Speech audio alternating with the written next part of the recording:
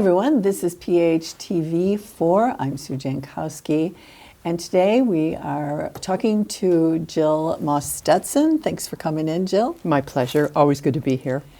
I know you've seen Jill come. We're lucky enough actually to have her come in twice a year at least, and she comes to us from Skin Trust, and we're really excited because she gives the most valuable hints, tips, and information for us to take good care of our skin, which then is taking care of your health. So today, I'm really excited about this because, you know, we are in the winter months, and we know that that's a hard time for caring for skin, just like summer. It just has some other things that we need to focus on. But we're going to talk about the impact of hormones today. So I like that idea because people talk about it, but we don't know as much as we should know. And I agree with that. And I think it's really interesting when we look at the skincare industry and we look at all the options that are out there for us, and we look at the development of med spas, we look at the development of aesthetic practices, and you have to ask yourself why. We're aging. Yes. And when we age, we start to see signs of that. And we see signs of that because of our hormones. And for women, we're losing our hormones. Oh, and we are. And so there's like acceptance, or there's challenges, and there's trying to find solutions so that we can look and feel better. Yeah. So let's kind of go through that. What do we need to know, and what do all these hormones do for us, and the lack of them leave us blank?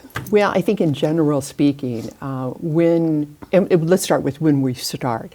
So we basically start perimenopause in our 40s. And then we carry that through into menopause. It goes into our 50s, 60s, and then into our 70s. And during that time period, we've left the reproductive years. So our estrogen and our progesterone are decreasing over time. And it's a slow movement. It's a slow movement. If you look at your skin, you lose about 1% of your collagen every year starting in your 30s. But then as you go through perimenopause and you go through menopause, it all accelerates to the point that you can lose up to 30% of the collagen. Well, what's that going to do? That's going to make your skin, and what we view is the skin on our face most often, is that's going to make it look very different. But the changes in the hormones, I think many women see this. It can change our bone density. It can change cardiovascular issues. It can change our brain function, where we maybe have more moodiness. We maybe don't have the capacity for the memory. So there's more than just skin, but it's these hormones that are leaving us.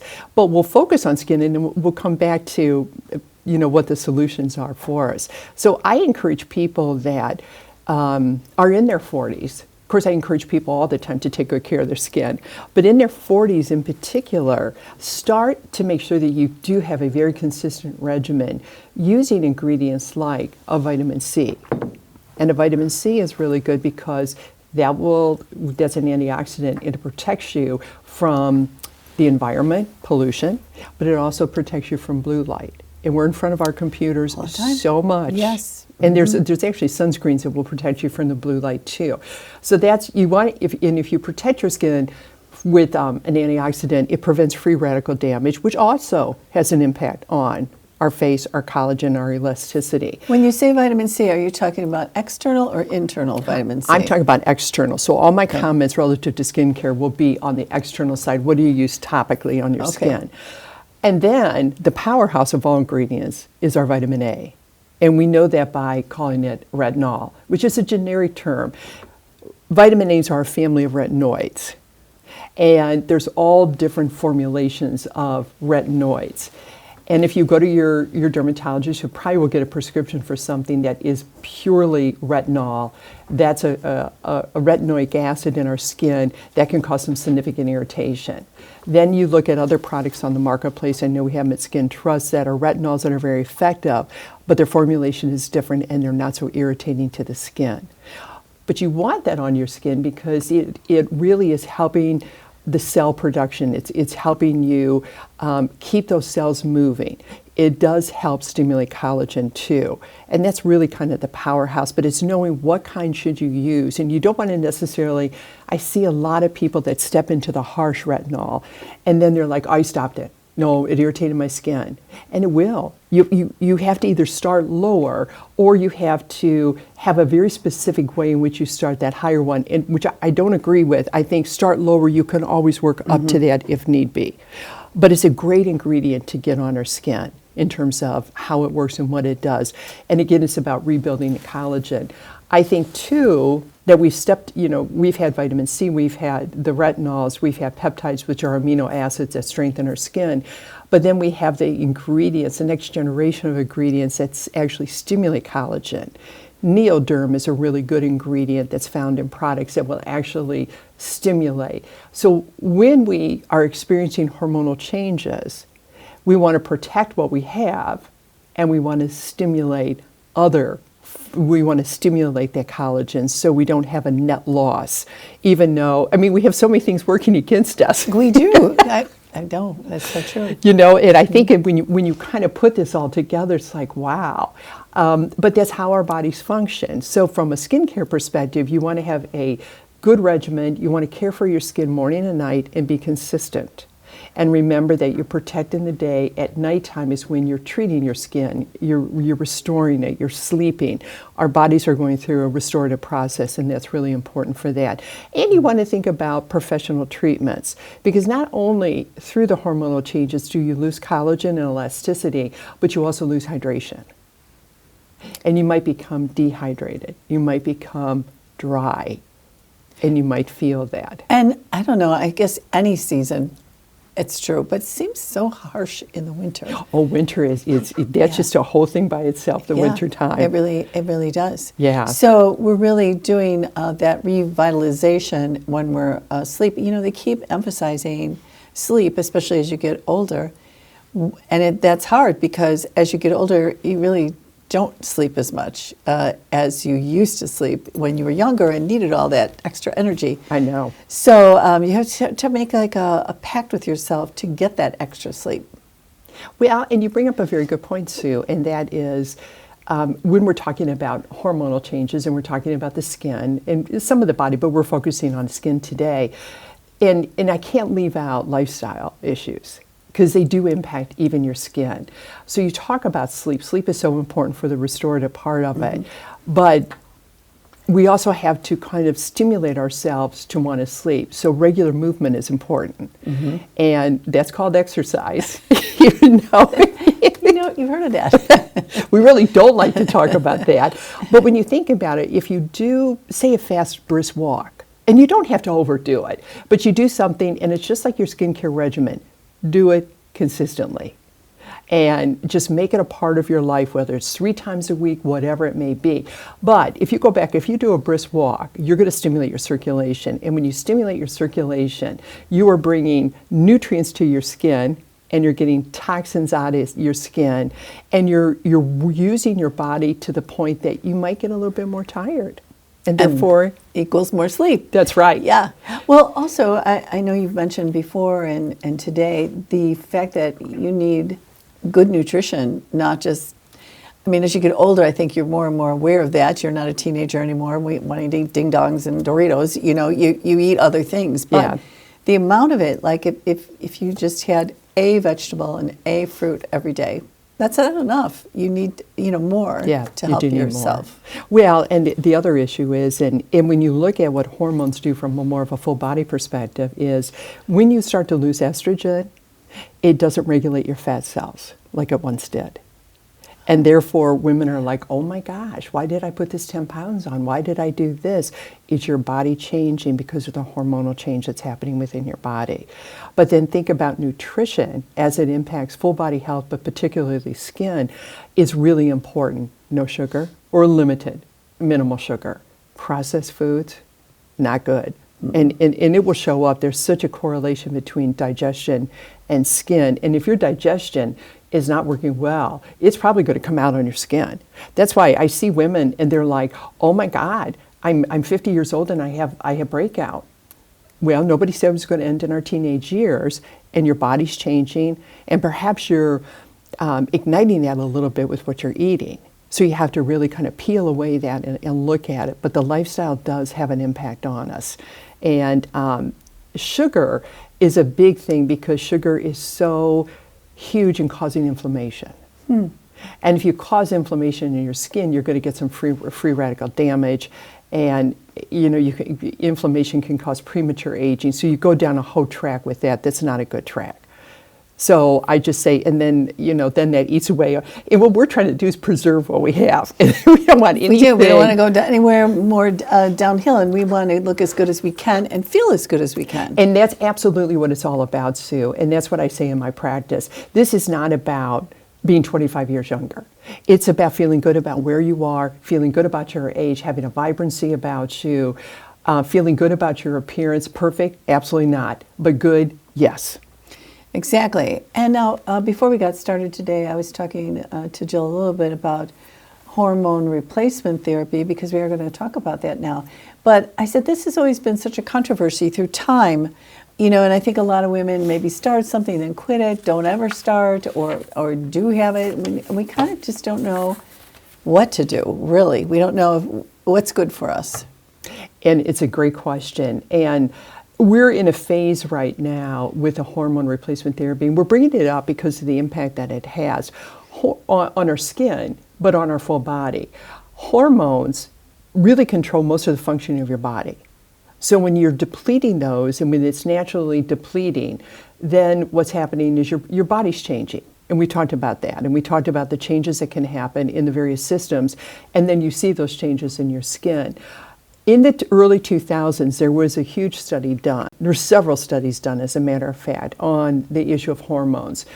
And it was HRT, hormone replacement therapy, using synthetic hormones, and I'll come back to that in a moment. And now that has been debunked, that study was not done appropriately. Studies after that were not done appropriately.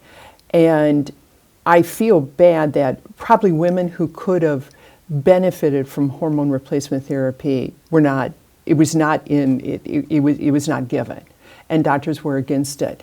And if you go deeper into hormone replacement therapy, there's two kinds of hormones. We have synthetic hormones and we have bioidentical hormones. Synthetic hormones are made by the pharmaceutical companies. Their molecular makeup is different than the hormones in our body. And the pharmaceutical companies have to do that because they patent them. Oh. Okay. And could they make them identical if they wanted to? It's a good question. I don't know the answer to that, because Okay. the bioidenticals come out of compounding pharmacies. They don't come out of a regular pharmacy, but they come out of a compounding pharmacy that's regulated. They definitely are regulated, but it's a different process. Bioidenticals are made from plants. The estradiol is made from soy. The progesterone is made from yams. They truly mimic the hormones in your body. Wow. And they use, growing things to... They use growing things to do that. So one could say they're somewhat natural in doing that. I think and I always say to my clients, it's something to consider. It's not for everyone. It's a very personal decision, but you need to have the facts before you. Now you see that the world is changing. Everyone's getting on the bandwagon with the hormone replacement therapy. And that's why I caution people, but be very careful. I'm a big believer in it. I've used hormone replacement therapy, bioidenticals, for many years. I believe in them. I think they're good. And as you and I were talking beforehand, it actually has changed the composition of my bones, that my bones have gotten better in my old age, which I'll take. So. I think, no old age here. But, I never thought about your bones being impacted. Yes, they will be impacted. And so people who have, bone issues would be more likely to need these. Oh, maybe everybody needs it. I don't know. Yeah. But they'd be more likely to need that bone strengthening component of that. I think so. I mean, you can't put hormone replacement therapy in a category by itself. It's best if you have those, you have good lifestyle habits, and you have good skincare habits. That's where you're really going to get the most. But I think it's very interesting, and I do believe in the hormone replacement. People have been scared too that hormone replacement therapy is going to cause breast cancer, but that's not the case. Progesterone, actually, in the bioidentical, will support breast health. And progesterone also balances your mood, improves your sleep. Estrogen, and they use estradiol, improves your bone health, supports your brain, and it really supports the skin thickness and hydration of your skin. And it's the estrogen that plays a big part in the deterioration of our skin. Well, I mean, I think old studies said you're going to possibly risk breast cancer. Yes, they did. And so you're saying that those studies were not really valid. And they were using synthetic hormones, not bioidentical hormones. Oh, I see. Okay. Because there were probably no bioidentical. Yes, and that's probably a very good point. And I don't know the answer if there was or was not, but I think in the early 2000s, most likely there wasn't. And when I talk about it, because I'm a big proponent, but I'm a big proponent of bioidentical hormones under the care of a physician that specializes in it. And test your blood. This is not voodoo medicine. This is, and I use an internist. My blood is tested every year, and she tracks with me. So that's a really important part of it, is to make sure someone is monitoring you and working with you. But I love the fact that they're back. You'll find that there are a lot of med spas that are involved in them now. They may use a hormone replacement therapy that's a pellet that's inserted into your skin. And you have to be very careful of those, because you cannot adjust the amount that's going in on those. So there's a lot of, we're giving a broad brush today. Yes. There's a lot of facets, and I would just say that it's a great thing if anyone's ever interested. I'm happy to talk with them about it. But, it's kind of like we're coming out, saying it's okay, and you should. And I'm glad that I took the position that I did many years ago and just said, you know what, and as I explained to you, I said to my general internist, she wasn't a proponent of it. I said, I respect you and appreciate you, but I think this is what I need to do. And then I worked with a different doctor on that. And now that doctor, who was not a proponent of it, saw my bone work, and she said, oh, I need to talk to your other doctor. Oh, okay. That's So, good. part Some of that is communication. us educating our physicians too, because they're very, very good, but they know one way. Well, and a lot of us, me included, have learned that one way. Do you want to do that or not? You're risking things. But now time has gone by. They've changed the way they do things, different studies. Maybe that is a good way. Yeah. And So you need to find a doctor that you can learn things from and be in Absolutely. agreement with. Absolutely, and feel comfortable with them, that they have your best interest at heart, and they're really working with you. And my doctor's very good. She monitors everything. She doesn't monitor my skin. Skin is a secondary issue with it, but I bring it up because it can help your skin. But it's as we talked about, it's like when we talked about collagen supplements, it's about full body health. Yes. And how do you help yourself? Well, exactly. So this helps collagen increase. Correct. And that Or collagen maintain, okay, and it would help your skin as far as becoming a little thicker. Keeping that thickness, because you've got that collagen in there, keeping it more hydrated. Those are the main two issues that really helps. If your adrenals are working a little differently, it will help balance that too, so you don't have oil production. Sometimes you can get oil production, even though on one hand we're saying you get dry, which you do. But depending upon how your adrenals are working, you could have an increase in oil production and then have breakout too. Which is, And you're like, well, you would think the oil production would be good for your skin because it's, because it's losing it. Yeah, but no. Not really. Now, when it can be good. Okay. Until you break out. Okay, and then you're like, oh. Yeah. Then you can feel young. I'm Yes. back to my teenage years. Well, you certainly can. But it's all about a balance. And we're trying to balance out those hormones that affect how we age. We're just trying to balance them. And we're just trying to help us as we go through this process so that we can feel as good as we can. And I mean, looks are important, of course. We all want to look as good as we can, as young as we can for the age we are. But it's the feeling good to me It's that a feeling good. Makes a huge difference, because you want to have that spark and energy and feel good about yourself. Yes. And all of those things add to you just considering maybe some health changes. Yeah. At least Yeah. find out about it if you're interested in that. Yeah. So, I guess as we are aging, your skin is changing, and internally you're changing as well. So this hormone therapy is something to consider. It is something to consider. It's a very personal decision, and I encourage everyone who's interested is read about it, talk to people, and educate yourself on it, and even with your physician, educate yourself on it, because many times we have to be our own advocates these days. We do. And I think that's very important. Mm-hmm. And it might be right for you, and it might not be right for you. And that's what I tell my clients too when we chat about it.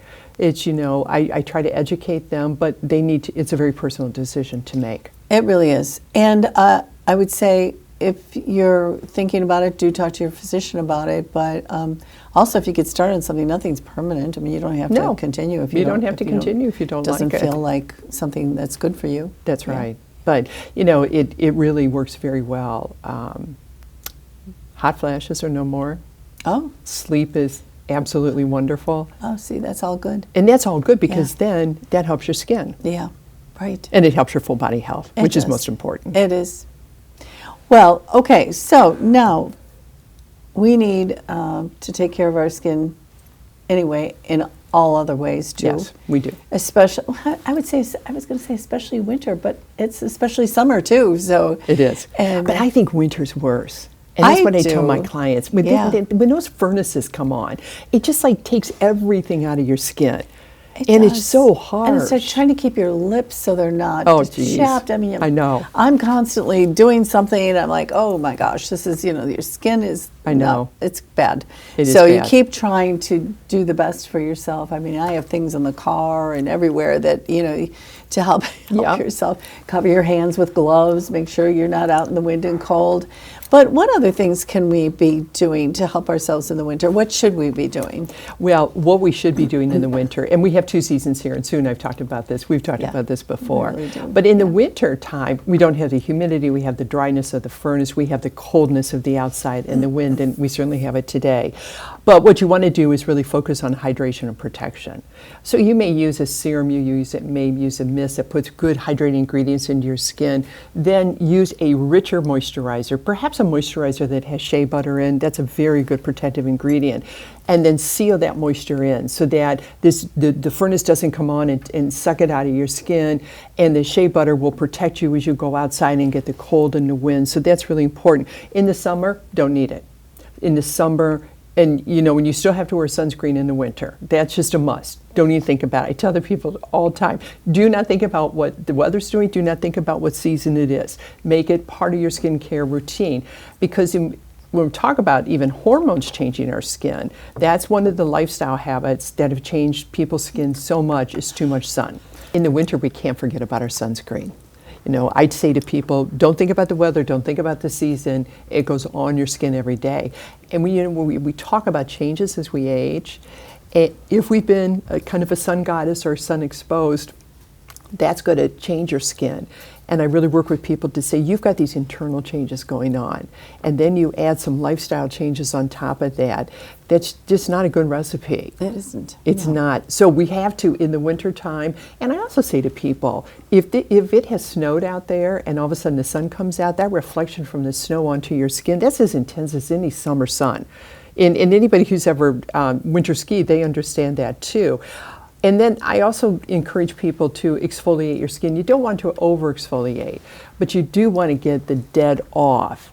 And as we increase in age, we don't naturally slough those off as quickly as possible, but slough them off so that you get the full impact of the products that you're using. So hydration, protection, sunscreen, exfoliate. For regular skin or normal skin, once or twice a week as your second cleanse at night, but that's it. Through the years, I have listened to you, Jill, and I'm very consistent now about skincare. I was kind of come see, come saw before. I don't feel like it. I'm not going to do it. But then the days you don't do it, you're like, that really did make a difference. I should just do it. I'm not that tired, and I spend 5 minutes, doing that. So I mean, it is very important. And I think the other thing that Jill always reminds us of is that we do need that sunscreen in the winter, which doesn't seem like we would, but the sun is still there. So. Oh, it's still there. We don't see it as often, no, but it's there. It's peeking out every once in a while. Mm-hmm. So it is good advice. One other thing I wanted to add, and I try to bring here things that I observe in my practice. And one thing that I observe is people don't understand what's in their products. And yeah, it can be overwhelming to understand. But what I encourage people to do is, if you have a product, you're not quite sure what's in it, look at the five look at the 5 ingredients that are listed first on the label, and make sure you understand those ingredients. And you should probably have a good idea about your skin type. Are you dry? Are you normal? Do you have T-zone oil? And then see if those ingredients really work with your skin type.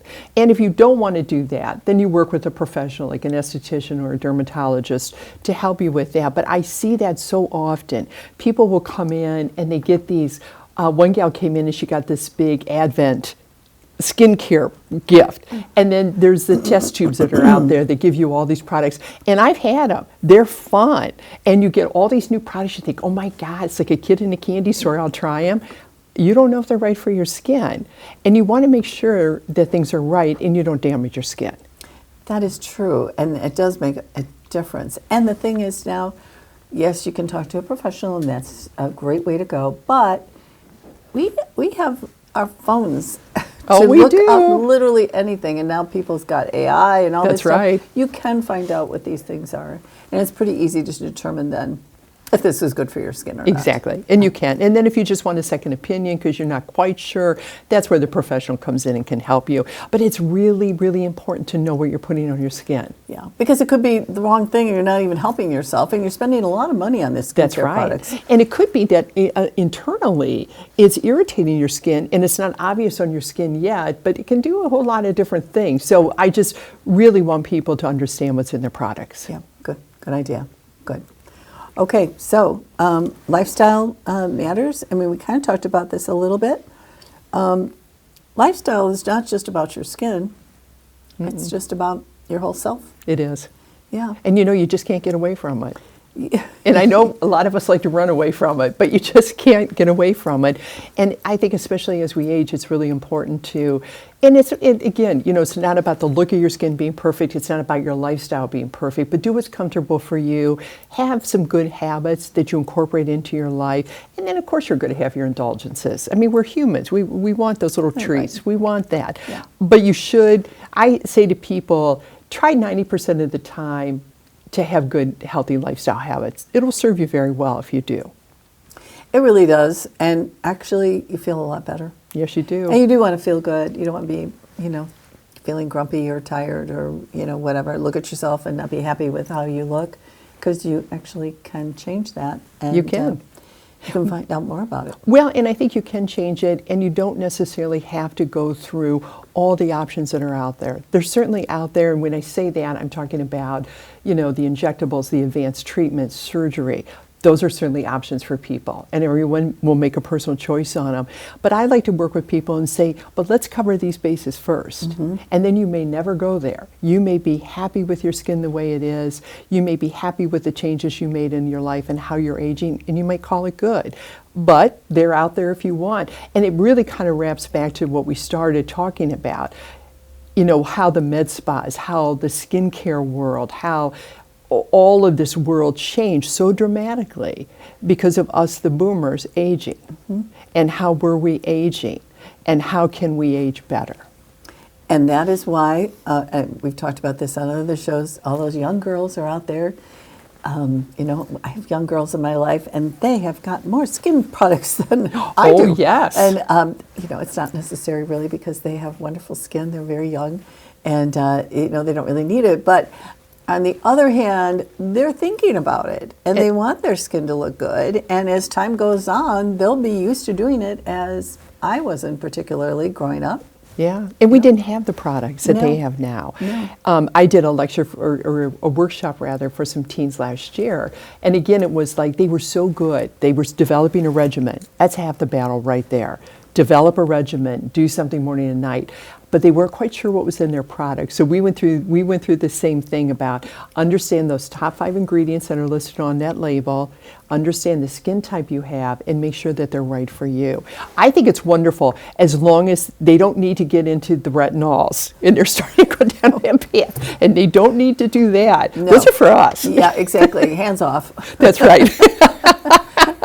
But I mean, at least they're thinking about it. And that's they, very positive. They all use sunscreen. That's a very positive. I mean, wear, one particularly wears a hat because she's got very fair skin. Yeah. You know, I mean, I think it's a really great thing that they're so educated now about know. it. And you educated them more by saying, hey, you need to use the right products, That's not right. just any product. That's right.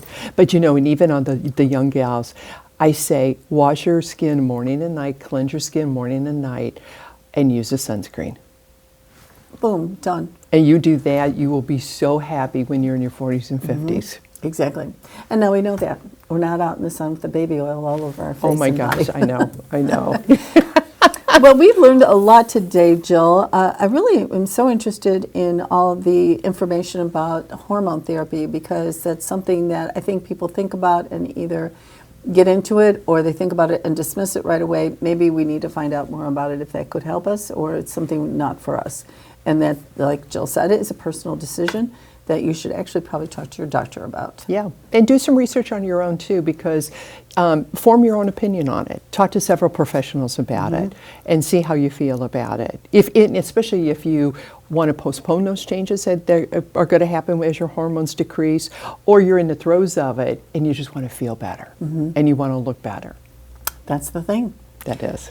Jill, anything else we should know before we go today? I think that's it, Sue. Okay. Always good to be here. Thank you. Well, thanks for coming in. It's always so interesting. And, you know, you can give Jill a call or go on her website for more information because she is just a fountain of great information for you. And it'll be up on the screen. You can check that out. You can call her. You can go look. And take good care of yourself, especially in these winter months. And go out and have a great day. Thanks for watching us. We'll see you next time.